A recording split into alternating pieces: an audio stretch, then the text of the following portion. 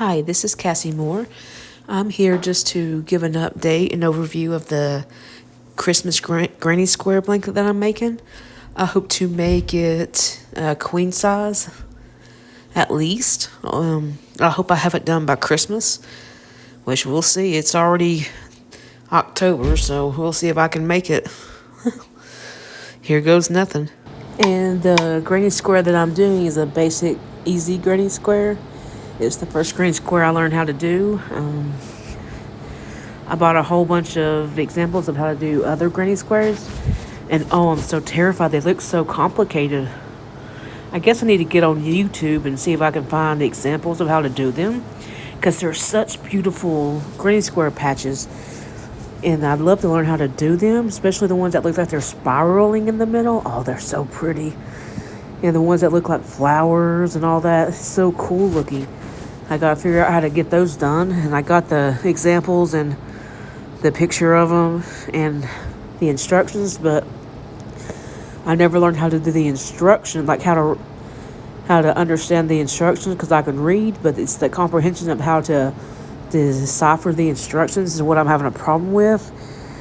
I just wish I could find someone that could help me decipher and understand what the instructions mean, because I had to watch YouTube tutorials on how to do the granny square patch that I do now, and how to do the tulip stitch that I do now. I had to watch YouTube videos on how to do that several times over just to get the hang of them, which I feel stupid for, but I managed to do it. I managed to pull that off. I'm not sure how, but I'm glad I did. Hey, it's me, Cassie. I was just going to talk about crocheting granny squares for Christmas. I'm doing the traditional Christmas colors of red and green. Making up a whole bunch of course, the squares. I hope to make it queen size, but we'll see if I have enough material and if I can afford it. And it's very relaxing when I do it. It helps me unwind from doing DoorDash and Uber Eats, and brings me a certain focus and calm, and allows me to unwind during the day and have something to focus my mind on, and it's very calming and relaxing. I already said that, but it is very peaceful to do, and to have my little dog curled up next to me when I do it, and it's very peaceful. Kind of helps take off the edge from doing food delivery services when I'm done, and helps relax my mind. It's a good hobby to unwind and refocus before going to bed at night, and I don't know, it's very calming. My grandmother would create blankets and pillows and with crocheting, and she also knew how to embroidery and sew clothes, which was something I never learned. She was multifaceted that way. She also knew how to cook very well. Something I didn't learn how to do. I just do basic stuff. I wish I could have learned more about the different styles that she would crochet when it comes to blankets and the embroidery she used to do, but I didn't start learning until after she had Alzheimer's, and she couldn't teach me that well, and I had to learn some of it through YouTube tutorials, as I said before, but I picked up there, and I also, again, learned how to do the knitting. It's something she didn't know how to do. She used to love watching me do that, and I'm glad that she got to see that. And I guess my love of crocheting and knitting came from her. And it was always good to know that she got to hand that down to me before it was too late. Something that got passed down from one generation to the next. I just hope people keep posting stuff like this on YouTube and TikTok, and just pass it to others.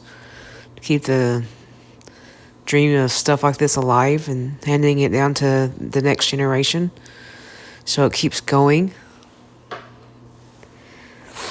So that stuff like this, like knitting and crochet, and so that it doesn't get lost, so it keep going and people can keep finding that they have a love for it. Well, that's about it. I struggle with finding my voice, speaking up for myself, speaking out. I guess growing up, I always felt like I didn't have a voice or a choice.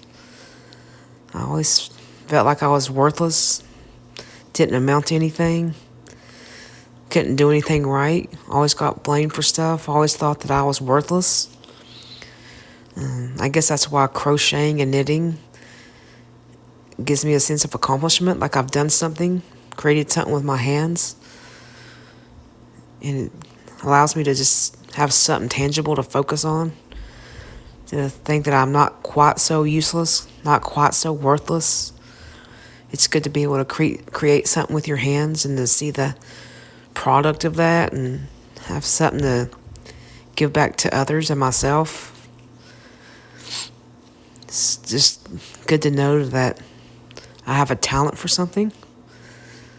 It's never so much harm to think that growing up as a kid that you're not worth much, to think so little of yourself that you just can't do anything, but to finally learn how to do something like this gives a sense of purpose. Like I actually did something, I learned something useful and I can do it and